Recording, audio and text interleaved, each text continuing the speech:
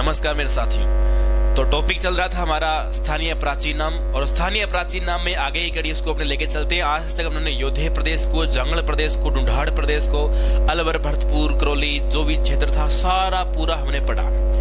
तो अब राजस्थान के बिल्कुल बीचों बीच एक क्षेत्र है, और बिल्कुल बीचों बीच जिला जिसका नाम है अजमेर। मध्यस्थ जिले का नाम था नागौर, और नागौर के जस्ट पास में आता है अजमेर। देखो अजमेर के बारे में भी हम बात करते हैं।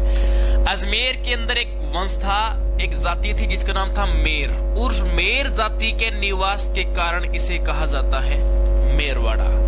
लेकिन इसी मेरवाड़ा में एक वंश आया जिसका नाम था चौहान वंश, या इसे चाहमान वंश के नाम से जाना जाता है। इसी चाहमान वंश के अंदर एक शासक हुए जिनका नाम है पृथ्वीराज चौहान प्रथम। पृथ्वीराज चौहान प्रथम हुए, और इनके पुत्र हुए थे जिनका नाम है अजयराज। इनके पुत्र का नाम है अजयराज। देखो क्या हुआ, राजस्थान का बिल्कुल मध्यस्थ जिला, बिल्कुल मध्य में जिला है, त्रिभुजाकार आकृति में जिला, जिसका नाम क्या आता है अजमेर। ये मान लेते हैं हमारा अजमेर जिला बिल्कुल मध्यस्थ जिला जिसका नाम आता है अजमेर।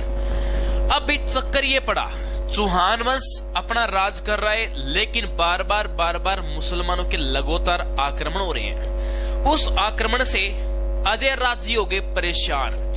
अजय राज जी, ध्यान रहे, बहुत सी गाइड में त्रुटि दे रखी है, ध्यान रहे विद्वानों, 1105 करना है, राजगद्दी पर कब बैठे ये आपके दिमाग में चलता है 1113। ध्यान रहे 1113 में सिर्फ अजमेर नगर की या अजय मेरू नगर की स्थापना हुई है। तो अजमेर का नाम, प्राचीन नाम अजय मेरू भी नाम मिलता है, अजय मेरू भी नाम मिलता है। इसको मेरवाड़ा, मेर देखो एक जाति थी मीणा, मीणा जाति जो पहाड़ों में निवास करने लग गई पर्वतीय प्रदेश में, उसको मेड़ बोला गया।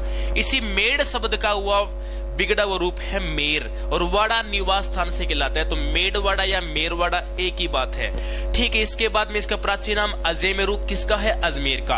अजमेर नगर की स्थापना 1113 ईस्वी में, कोई दिक्कत नहीं, जबकि अजय राज राजगद्दी पर कब बैठता है 1105 के अंदर बैठता है, ठीक है, बैठा दिया, कोई दिक्कत नहीं। अजमेर के बीचों बीच इस प्रकार से एक पर्वत है, ये लो, इस प्रकार से एक पर्वत है, और उस पर्वत का नाम है, स्टार्टिंग में इसको बोला करते थे बीटली पहाड़ी। इस पहाड़ी का बोला करते थे बीटली पहाड़ी के नाम से इसे जानते थे। अब बार बार लगातार मुसलमानों के और आक्रमण, मुसलमानों के जब आक्रमण हो रहे हैं तो भाई अब आपातकाल ही है। उस आपातकालीन स्थिति के अंदर इस अजय राज ने क्या किया, एक विशाल दुर्ग का निर्माण किया चारों तरफ सुरक्षा प्राप्त करने हेतु, और यहाँ एक गढ़ बनाया। इस गढ़ को कहा गया गढ़ बीटली। ये लो गढ़ बना दिया, बड़ी मुश्किल से बनाया मैंने, इसको ध्वस्त मत कर देना। ये लो आपके सामने तैयार कर दिया बीटली पहाड़ी मैंने गढ़। बीटली पहाड़ी पे बना गढ़, इसलिए इसको बोला जाता है क्या, एक नाम यहाँ देता हूं, इसको बोलते हैं गढ़ बीटली। ये लो गढ़ बीटली, इसको नाम मिल गया। ओके, रिपोर्ट बनवाया किसने है, अजय राज ने। अजय राज ने बनवाया, इसीलिए इस दुर्ग को कहा जाता है अजय मेरू। क्या बोलते हैं, अजय मेरू इस दुर्ग को कहा जाता है। साथ के साथ रिपीट किया करो, मतलब मैं बोल रहा हूं कहा जाता है तो आप रिपीट किया करो, अपने आप बोलते रहो, कोई प्रॉब्लम नहीं है। यदि आपको कोई पागल बोलता है तो आप बोलो मैं महापागल हूं। पंजाबी में एक बात होती है, पा प्लस गल। पा होता है ग्रहण करना, गल मतलब बात होती है। जो बातों को ग्रहण करता है उसको पागल बोलते हैं, और जो बातों को डीप से ग्रहण करता है उसको महापागल बोलते हैं। उसको ये डिटेल से बता देना। ओके, गढ़ बीटली के बाद में अजय मेरू। धीरे धीरे जैसे जैसे यहाँ समय बदलता गया वैसे वैसे इसका नाम भी लगातार बदलता गया। और राजस्थान में ऐसा दुर्ग है जहां पर सर्वाधिक देशी आक्रमण हुए हैं, तो वो कौन सा है, यही रहता है। हर किसी ने यहाँ आक्रमण करने की सोची है, इसलिए इसे कहा जाता है राजपुताने की कुंजी। इसे बोलते हैं राजपुताने की कुंजी।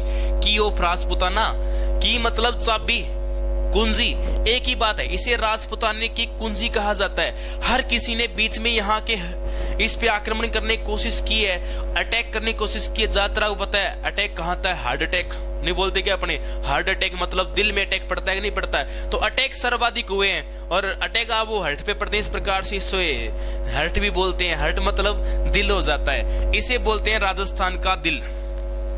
कहीं ऐसे नहीं, राजस्थान का हृदय, हृदय बोल दो या इसे दिल बोल दो, एक ही बात है। दिल बोल दिया, जिगर बोल दिया, हृदय बोल दिया, एक ही बात, नो प्रॉब्लम। राजस्थान का हृदय कौन हो गया?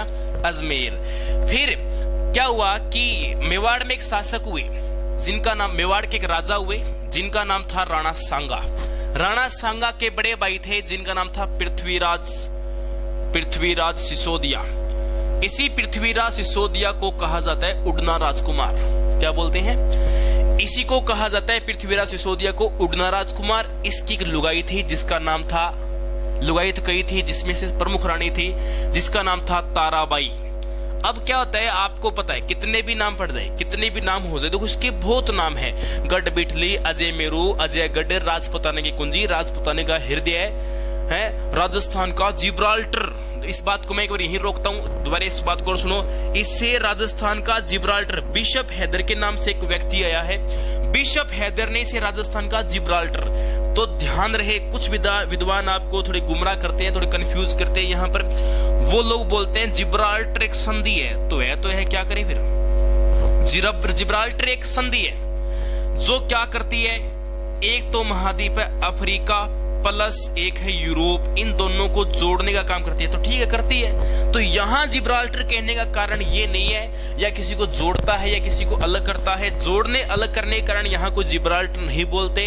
इस संधि की तुलना यहाँ नहीं हो रही। जिब्राल्टर के अंदर एक दुर्ग बना हुआ है जो यहाँ यूरोप में कोषागार का केंद्र हुआ करता था, और इसी प्रकार ब्रिटिश काल के अंदर ये भी एक कोषागार का केंद्र था, मुगल काल में भी इनका एक कोषागार का केंद्र था। इसीलिए बिशप हैदर ने जिब्राल्टर दुर्ग से तुलना की, न कि जल संधि का यहाँ कोई योगदान देता है। तो कई विद्वान बताते हैं तो ये बात को सुधार ले। राजस्थान का जिब्राल्टर बोल दिया, हृदय बोल दिया, राजपुताने कुंजी बोल दी, अजय मेरू बोल दिया, गढ़बिठली बोल दिया। इसके अलावा इसे बोलते हैं अरावली का अरमान। क्या है कि अरावली पर्वत है ना, इसके 3 अंग है। अरावली का अरमान ये 3 भागों में, जैसे उत्तरी अरावली, मध्य अरावली, दक्षिणी अरावली। अरावली का सर्वाधिक कट्टा फटा भाग वो अजमेर में है। अरावली का सर्वाधिक कट्टा फटा भाग अजमेर में है, और कटे फटे भाग में सबसे ऊंचा पर्वत है जिसे हम तारागढ़ बोलते हैं, और कटे फटे भाग के अंदर एक अरमान लेके बैठा हुआ है, इसलिए एक उपनाम पड़ गया, इसे अरावली का अरमान कहा जाता है। ये सारे नाम कंप्लीट हुए इसके। अच्छा, अब मैं वापिस उस मैटर पे आता हूं। देखो कितने भी नाम गिर जाए, जब महिला प्रधान कोई नाम आ जाए ना, लेडीज ऑलवेज फर्स्ट। आपको पता है कितने अच्छे अच्छे नाम रखे हो। देखो आप खुद देखो, गढ़ बिठली, अजय मेरू, राजपुताने की कुंजी, राजस्थान का हृदय, राजस्थान का जिब्राल्टर, अरावली का अरमान। सब अरमान फेल हो गए, यहाँ पर अरमान सिर्फ एक ही चलेगा, वो कौन है? ताराबाई का। और आज कोई जिब्राल्टर नहीं, कोई गढ़ बिठली नहीं, कोई अजयगढ़ नहीं, आज एक ही नाम बोलते हैं, तारागढ़। हालांकि तारागढ़ एक और भी है, तारागढ़ एक और भी आता है, वो भी बताऊंगा कहाँ है, लेकिन तारागढ़ यहाँ की सबसे फेमस जगह है अजमेर की। चलो, गढ़ को पढ़ लिया, आगे पूरा अजमेर पढ़ना है तो इस पे रहें तो हमारा काम नहीं चलेगा। मान लो ये तारागढ़ है हमारा, तारागढ़ पर्वत चोटी होगी। अब देखो अजमेर में तारागढ़ पर्वत चोटी के पास, मान ली तारागढ़ पर्वत चोटी है, इसी के जस्ट पास में यहाँ पर एक झील बनी हुई है। उस झील का नाम है आना सागर। डिटेल नहीं पढ़ाऊंगा, सिर्फ डिटेल जानकारी दे रहा हूं क्षेत्र की आपको, आसपास की। यहां झील बनी है आना सागर। आना सागर के पास में यहीं पर एक उद्यान बना है, वो ध्यान रखना है। इसको कहा जाता है दौलत बाग, इसे कहा जाता है दौलत बाग।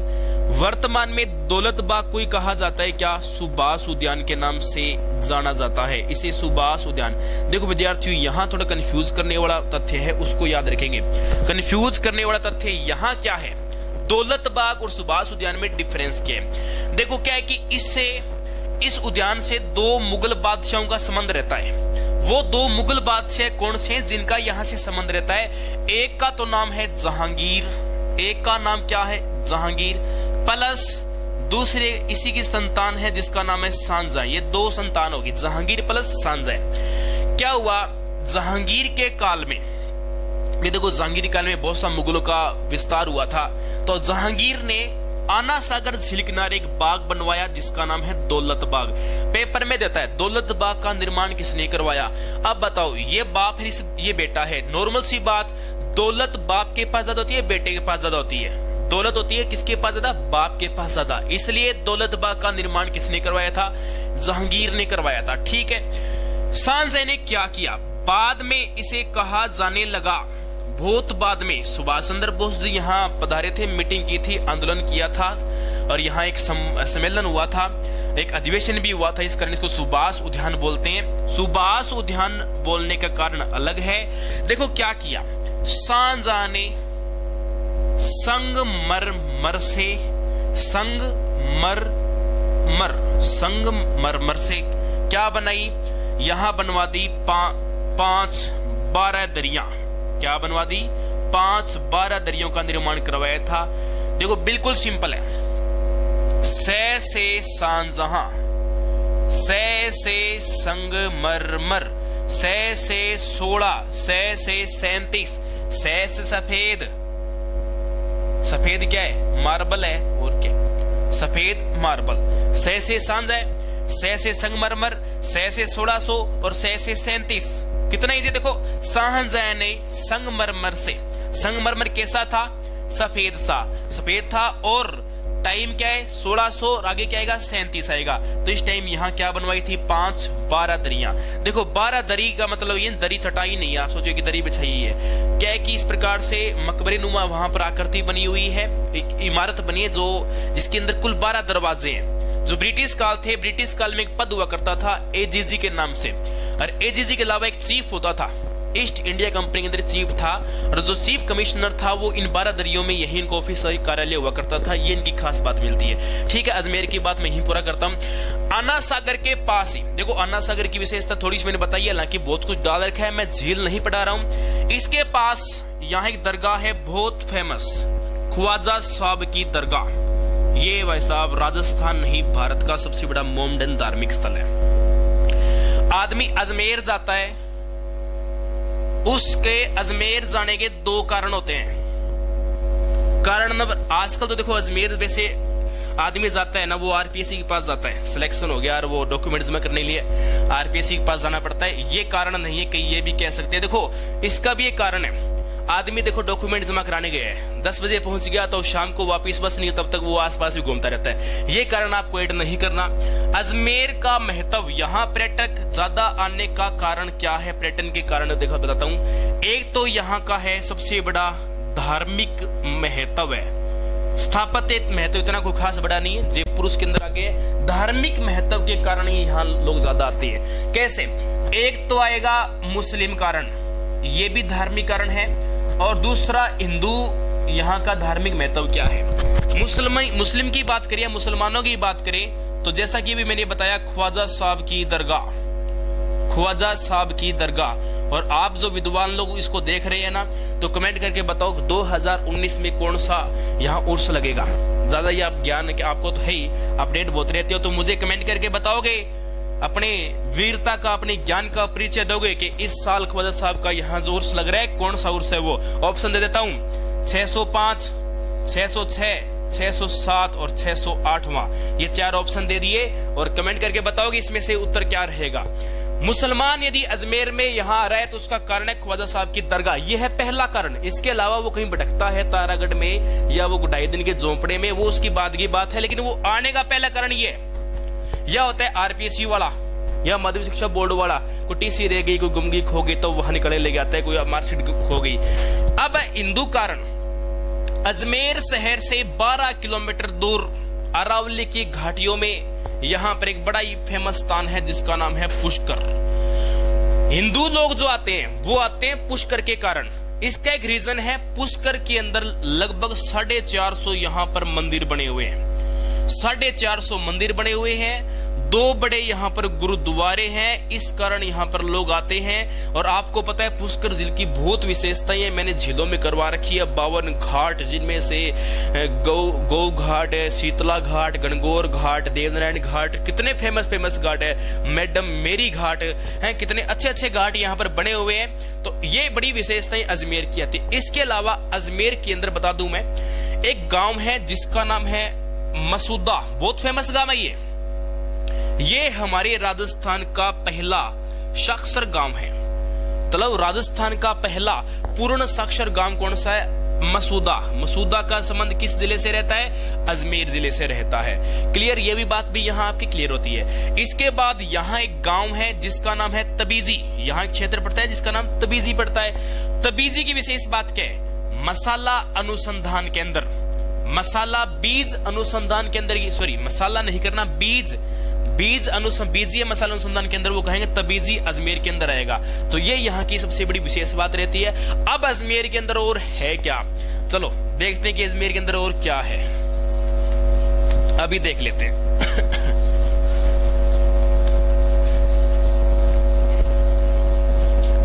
अजमेर राजस्थान का ऐसा जिला है जो 2 भागों में बंटा हुआ है। इसका टोटगढ़ रावली का क्षेत्र है वो इससे अलग आता है, ये यहाँ की एक अलग विशेषता है। अजमेर के अंदर कुछ नगर है, जैसे एक का नाम है नसीराबाद, एक का नाम है नसीराबाद, दूसरे का नाम है ब्यावर, दूसरे का नाम है ब्यावर, एक यहाँ नगर है जिसका नाम है किशनगढ़। ये यहाँ के कुछ प्रमुख नगर है, इनके बारे में आपको विशेषता बताता हूं क्या आती है।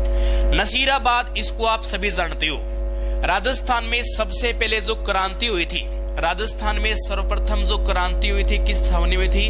नसीराबाद छावनी के अंतर्गत राजस्थान के अंदर क्या हुई थी? क्रांति हुई थी। ये लो जी, नसीराबाद में क्या करवा दी? क्रांति करवा दी। 1857 क्रांति, देखना पूरा पार्ट, पूरा समझ में आएगा। ब्यावर क्यों प्रसिद्ध है?